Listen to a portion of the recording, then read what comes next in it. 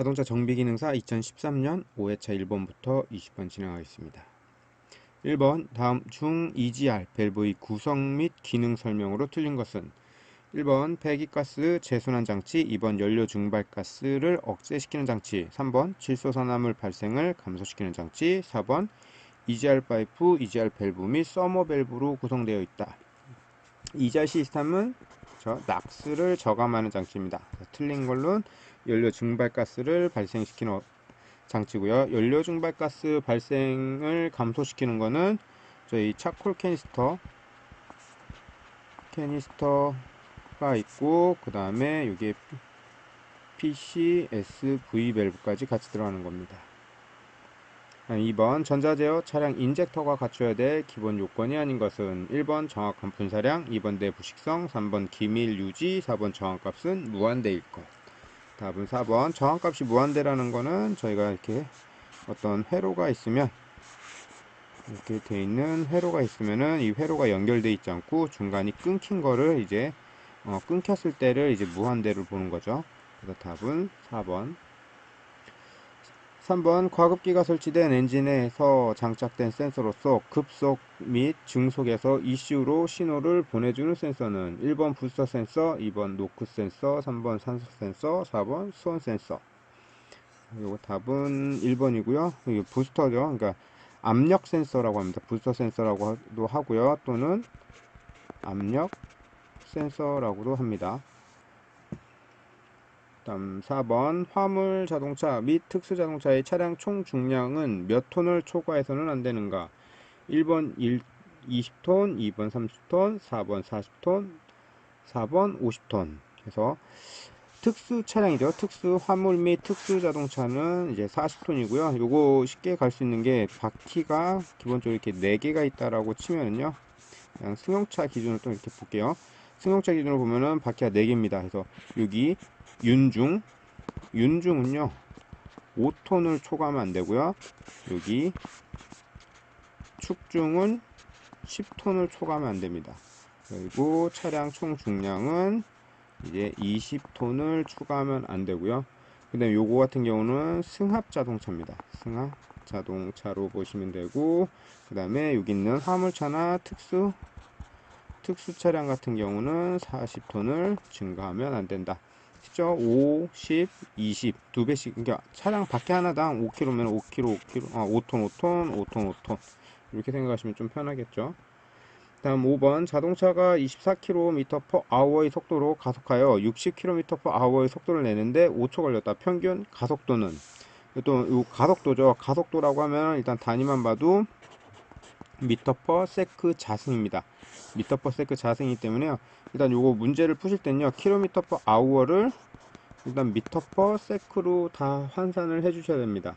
그래서 요거는 크게 km/h니까 여기 곱하기 이걸 미터/세크로 바꾸기 위해서는 위에 1000m, 밑에는 1km, 위에는 세크니까 3600초, 그리고 1시간, 이렇게 해서 3.6분의 1 이렇게 나옵니다.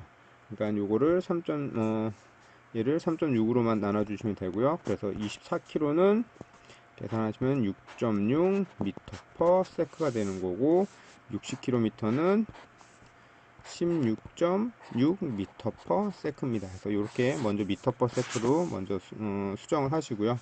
그 다음에 가속도, 저희 가속도 m/s 자승을 갖고 있는 가속도는 시간분의 v2 나중 속도 마이너스 v1 처음 속도입니다. 낮은 속도가 16.6, 처음 속도가 6.6. 그 다음에 우리가 걸린 시간이 5초가 걸렸댔죠. 5초 하게 되면은 2m/s 자승. 그래서 답은 3번. 다음 6번. 어떤 물체가 초속 10m/s로 마루면을 미끄러진다면 몇 미터를 진행하고 멈추는가? 단 물체와 마루면의 마찰 사이의 개수는 0.5이다. 요거는 저희가 지금 제동거리를 구하는 공식이고요. 제동거리는 2 곱하기 중력가속도 곱하기 그 다음에 마찰 개수 분의 속도의 자승입니다. 그래서 참고로 이 속도의 자승은요, 요건 미터 퍼 세크로 계산하셔야 되고, 여기 상이 초속도 미터 퍼 세크로 나왔죠. 그래서 2 곱하기 9.8 곱하기 마찰 개수 0.5분의 10에 자승하시면 되겠죠. 그래서 계산하시면 10.2 미터. 그래서 답은 3번. 7번 탄소 1kg을 완전 연소시키기 위한 순수 산소의 양은, 요거는 탄소는 일단 CO2잖아요. CO2고 요거는 이게 요 상태 뭐 1kg을 완전 연소시키기 위해서를 알려면요. 원래 이제 몰수라는 걸 아셔야 되는데요. 이거 그냥 단순하게 암기하시는 게 제일 편합니다. 탄소는요. 12g per 몰입니다. 그 다음에 산소 같은 경우가 16g per 몰을 갖고 있고요. 그 다음에 여기는 보면은 탄소 더하기 산소 2개가 들어가죠. 그러면은 탄소는 12개고 산소는 16 곱하기 2가 되는 거죠. 그래서 다시 CO2의 몰수를 보면은 여기는 12 이렇게 나눌게요. 12고 산소는 32입니다. 그러니까 탄소는 12g짜리고 산소는 32g은 저희 탄소 1kg에 있으니까 탄소 1kg 대 x라는 공식으로 다시 나올 수가 있습니다. 그래서 보시면은 12, x는 32, x는 12분의 32 하면 되죠. 그러면은 약 2.67kg 정도가 나옵니다. 그래서 답은 2번이 되고요. 8번 제동마력을 지시마력으로 나눈 값은 1번 기계효율, 2번 열효율, 3번 최적효율, 4번 전달효율. 이거는 기계효율입니다. 저희 기계효율은 지시마력분의 제동마력이고, 그때 여기 그 효율에 관련된 거 혹시라도 효율에 들어간 걸로 하면은 그 입력분의 출력 이런 식으로, 또는 인풋분의 아웃풋 이렇게 해서 보시면 됩니다. 9번 규정값이 내경 78mm인 실린더를 실린더 보호 게이지로 측정한 결과 0.35mm가 마모되었다. 실린더 내경은 얼마로 수정을 해야 되는가 라고 되어 있죠.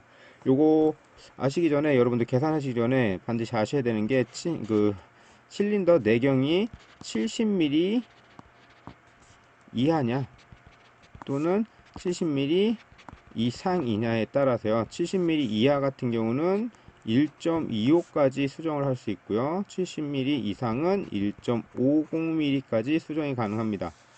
수정이 가능하고요. 요거는 이제 오버사이즈 수정값 같은 경우는 0.25 단위로 가죠. 0.25, 0.50, 0.75, 1.빵빵, 1.25, 1.50까지 갑니다. 그래서 우선 요 계산하는 거는 일단 내경이 78.00mm래요.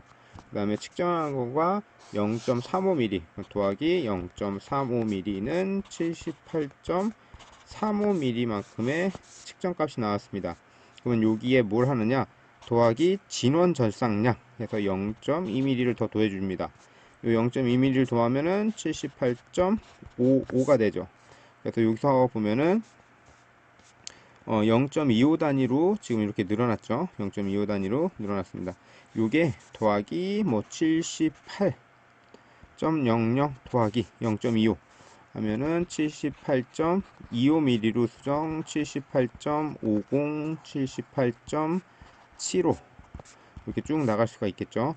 그래서 보시면은 저희가 진원절상량, 즉 그 측정값의 진원절상량을 더한 값이 78.55입니다. 그럼 78.55보다는 높지만 가까운 숫자, 여기서 가면은 78.55에 가까운 수가 78.75mm죠. 그래서 실린더 내경은 78.75mm로 수정한다. 그래서 답은 3번이 됩니다. 10번 PCV에 대한 설명으로 올바른 것은 1번 블로바이 가스를 대기 중으로 방출하는 시스템이다.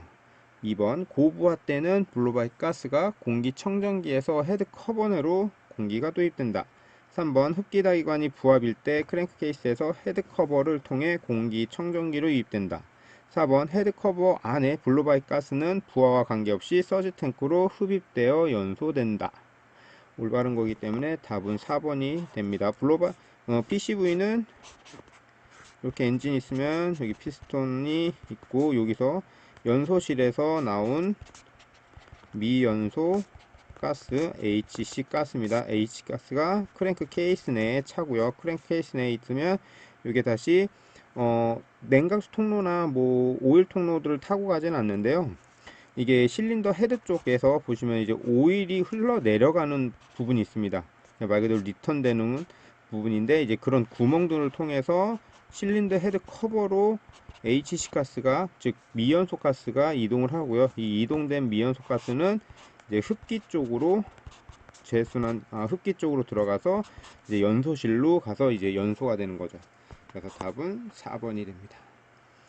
11번 분사 펌프에서 딜리버리 밸브의 작용으로 틀린 것은 1번 역류 방지, 2번 노즐에서의 후적 방지, 3번 분사 시기 조정, 4번 연료 라인의 잔압 유지.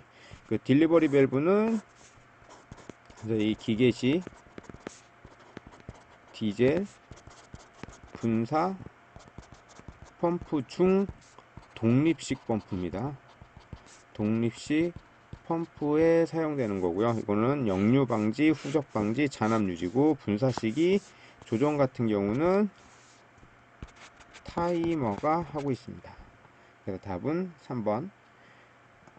12번 흡기관 내의 압력 변화를 측정하여 흡입 공기량을 간접으로 검출하는 방식은 1번 K제트로닉, 2번 D제트로닉, 3번 L제트로닉, 4번 LH제트로닉. 참고로 요거 문제 같은 거 푸실 때요, 뭐 LH, DH, 뭐 LE, KE 뭐 이렇게 여러 개가 나오긴 하는데요. 요런 단어들은 일단 여러분들 별로 신경을 안 써도 됩니다. 일단 D제트로닉, L제트로닉, K제트로닉이 대표적인 거고요. K제트로닉은 기계식이 됩니다. D제트로닉이 간접 계측 방식이고요. L제트로닉이 직접 계측 방식입니다. 그래서 어차피 기계식은 말 그대로 기계식이고요.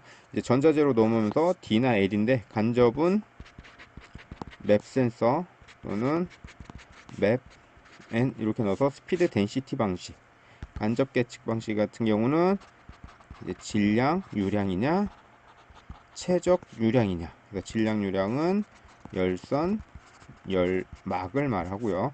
최적은 베인이나 칼만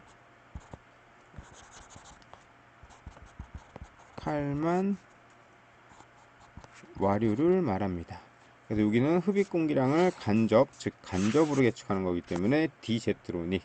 그래서 답은 2번입니다. 13번 디젤 루크와 관련이 없는 것은 1번 연료 분사량, 2번 연료 분사 시기, 3번 흡기 온도, 4번 엔진 오일 양. 그래서 디젤 노크죠. 노크와 관련이 없는 건 엔진 오일 양이 되는 거고요. 연료의 분사량이 과다하다고 하면은, 노크하고 이제 관련 있는 것들 설명을 좀 드리면요. 연료의 분사량이 과다하다라고 하면은 이제 연료가 착화되는데 시간이 더 길어질 수가 있다. 즉 작은 알갱이로만 공급이 돼야 되는데 이게 더 큰 알갱이로 간다라는 개념으로 보시면 되고요. 분사 시기 너무 빠르거나 너무 늦었을 경우, 그다음에 흡기 온도는 온도가 혹시 낮게 왔을 때는 이제 노크 또는 노킹이 발생할 수 있는 조건이 또 됩니다. 그래서 답은 4번이 되고요. 14번 디젤기관에서 연료 분사 펌프의 거버너는 어떤 작용을 하는가? 1번 분사량을 조정한다, 2번 분사 시기를 조정한다, 3번 분사 압력을 조정한다, 4번 착화 시기를 조정한다. 거버너의 작용이기 때문에 얘는 분사량입니다. 디젤 분사 펌프에서 나올 수 있는 거는 거버너는 분사량입니다. 그 다음에 타이머는 분사 시간이고요. 그 다음에 앵글라이히라고 하는 건요, 공연비라고 생각하시면 됩니다. 그래서 14번의 답은 1번. 15번 피스톤의 평균 속도를 높이지 않고 엔진의 회전 속도를 높이려면은 1번 행정을 작게 한다, 2번 실린더 지름을 작게 한다, 3번 행정을 크게 한다, 4번 실린더 지름을 크게 한다. 일단 여기 보면 피스톤의 평균 속도를 높이지 않고 엔진의 회전 속도, 즉 미터 퍼 세크 자승의 가속도죠. 미터 퍼 세크 미터/세크는 낮은데 RPM은 내가 높이고 싶다라는 거죠. 이런 특징을 가진 엔진은 이제 단행정 엔진이 있습니다. 단행정 엔진이라는 거는 행정이 이렇게 긴 게 옆으로 넓어지는 거라고 볼 수 있는 거죠. 그래서 여기서 보면은 행정을 작게 한다. 그래서 여기 행정 L이 길어졌던 거를 L을 짧게 만든다. 답은 1번. 16번 윤활유의 성질에서 요구되는 사항이 아닌 것은 1번 비중이 적당할 것, 2번 인화점 및 발화점이 낮을 것, 3번 점성과 온도와의 관계가 양호할 것, 4번 카본 생성이 적으며 강인한 유막을 형성할 것. 윤활유의 성질에 요구되지 않는 것은 인화점 및 발화점이 낮을 것. 인화점 및 발화점이 낮게 되면은 이제 요거는 보통 이제 엔진 오일이죠. 엔진 오일 소모와도 관련이 있습니다. 인화점이 낮다는 거는 불에 쉽게 탈 수 있다라는 거고요. 발화점이 낮다는 것도 뭐 인화점과 비슷한데 스스로 타서 없어질 확률이 높아졌다는 뜻입니다. 인화점 및 발화점은 높을 것이어야 됩니다. 17번 캠축과 크랭크 축의 타이밍 전동 방식이 아닌 것은 1번 유압 전동 방식, 2번 기어 전동 방식, 3번 벨트 전동 방식, 4번 체인 전동 방식. 그렇죠? 답은 유압 전동 방식. 18번 기동전동기가 정상 회전을 하지만 엔진이 시동되지 않는 원인과 관련이 있는 사항은 1번 밸브 타이밍이 맞지 않는다, 2번 조향 핸들이 유격이 맞지 않다, 3번 현가장치에 문제가 있을 때, 4번 산소 센서 작동이 불량할 때. 이거는 밸브 타이밍이고요. 그냥 말 그대로 내가 스티어링 휠 조향 돌리는 거나 이제 차량의 진동을 흡수하는 거나 이제 피드백 신호를 받는 거하고는 이제 엔진 시동과는 전혀 관련이 없죠. 그래서 엔진 크랭킹은 되는데, 즉 하시면 엔진은 정상 회전한다. 다시 말하면 이쪽은 이제 크랭킹입니다. 크랭킹은 되는데 시동이 되지 않는다. 밸브 타이밍이 맞지 않을 때, 또는 점화 시기가 맞지 않을 때, 점화가 되지 않을 때, 뭐 연료가 들어오지 않을 때, 뭐 이렇게들 볼 수가 있겠죠. 19번 실린더 벽이 마멸되었을 때 나타나는 현상으로 틀린 것은 1번 연료 소모 저하 및 엔진 출력 저하, 2번 피스톤 슬랩 현상 발생, 3번 압축 압력 저하 및 블로바이 가스 발생, 4번 엔진 오일 희석 및 소모. 그래서 답은 3번이고요. 여긴 연료 소모 저하, 연료 소모 저하가 아니라 여기 틀리고 연료 소모 증대입니다. 그 다음에 엔진 출력 저하는 맞고요. 피스톤 슬랩 현상, 즉 실린더가 있으면 피스톤이 여기 간극이 넓어지면 넓어질수록 옆으로 치는 슬랩 현상은 증가합니다. 당연히 이쪽으로 빠져나오기 때문에 압축 압력이 빠져나오고 블로바이 가스가 증대합니다. 블로바이 가스, 즉 미연소 가스죠. HC 가스가 크랭크 케이시 실로 내려오면은 엔진 오일과 희석이 된다라는 거죠. 그 다음에 여기 소모는 간극이 멀어지면은, 간극이 크면은 엔진 오일이 실린더 벽에 붙어 있다가, 이게 반대쪽으로 실린더 벽에 붙어 있다가 피스톤 링에 의해서 얘를 쭉 끌어내려야 되는데 긁어내릴 수가 없는 경우도 얘기하는 겁니다. 그래서 답은 1번. 20번 인젝터 회로의 정상적인 파형이 그림과 같을 때 본선에 접속 시 불량이 나올 수 있는 파형 중 맞는 것은, 그래서 인젝터 파형을 찍을 적에 여기 TR 바로 전단이나 아니면 이제 저희 보통 인젝터 쪽에서 찍을 적에 마이너스에서 측정을 합니다. 마이너스 측정할 적에 여기 12V는 오프 상태가 됩니다. 그 다음에 0V가 됐을 때가 ON입니다. 즉 다시 말하면 0V 때 분사를 시작을 하고요. 그리고 여기 끝났을 때는 역기 전력이 발생을 합니다. 그리고 나서 정상적으로 이제 12V로 찾아오는 거죠. 역기 전력은 70V가 정상으로 보고 있는 거고요. 그래서 보시면은 일단 회로 내에서 이 부분입니다. 여기에 접속 불량입니다. 접속 불량이라는 건 저항 증가로 볼 수 있는 거고요. 저항이 증가가 됐다라는 거는 내가 요 코일에, 인젝터 요 코일에 충분한 충전 전류라고 할게요. 충전 전류가 가해지지 못했다. 다시 말하면 접속 불량, 여기서 저항이 생겼기 때문에요. 그냥 말 그대로 저항이 없을 때 인젝터한테 100이라는 일을 줄 수 있다라고 하면은, 저항이 한 10에서 한 20 정도 뺏어갔다라고 하면은 인젝터한테 우리는 80만큼밖에 못 주는 겁니다. 그렇게 됐을 경우는 역기 전력이 일단 낮아지게 되죠. 역기 전력이 70보다는 낮아집니다. 그래서 여기서 보면은 역기 전력이 70보다 낮아지는 거는 3번과 4번 두 가지가 있을 거고요. 그 다음에 여기 회로에서 보면은 하나는 0V 말 그대로 여기 0V였죠. 하나는 0V가 점점 올라가게 되는 거고, 하나는 온 됐을 때도 계속 0V를 유지하고 있다는 거죠. 참고로 여기가 1.0V 이상이 될 때는요, 접지 불량으로 봅니다. 근데 여기 회로에서 보면은 접지 쪽은 전혀 문제가 없죠. 그렇기 때문에 이렇게 더 위로, 그러니까 1V 이상 이렇게 기울기가 생기지는 않는다라는 거죠. 이 부분이 지금 틀렸기 때문에 답은 4번으로 보실 수 있는 겁니다. 그래서 20번의 답은 4번.